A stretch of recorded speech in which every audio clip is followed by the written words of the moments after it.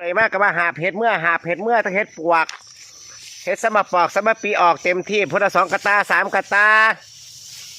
ถึงคิ้วกูมาหาโอ้ย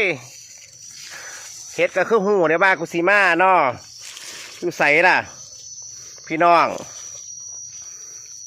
เหมือนไหมมันอุ้ยปุ้ยแท้ค่ะเรื่องดอกมันพี่น้อง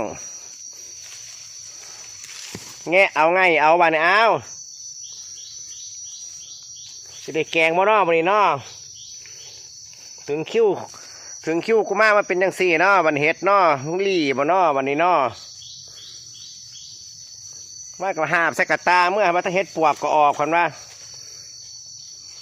คิ้วอีเถ่ามากคือเป็นยังสี่นอเบิ่งด้วยพี่น้องเด้อโอ้ยเห็ดแกมันคือเจ้าของเพิ่งพี่น้องเห็ดกับมาคือเจ้าของแต่เถ่ากับมาเถ่าคือเจ้าของผู้มาเก็บแท้บัดนี้โอ้ยเมื่อย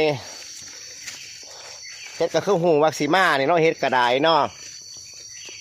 เอาพี่น้องเอาเถ่านี่ก็เถ่าเอาแกงเดียวกับพ่อเราพี่น้องวันนี้แกงเดียวก็จะเข้าบ้านแล้ว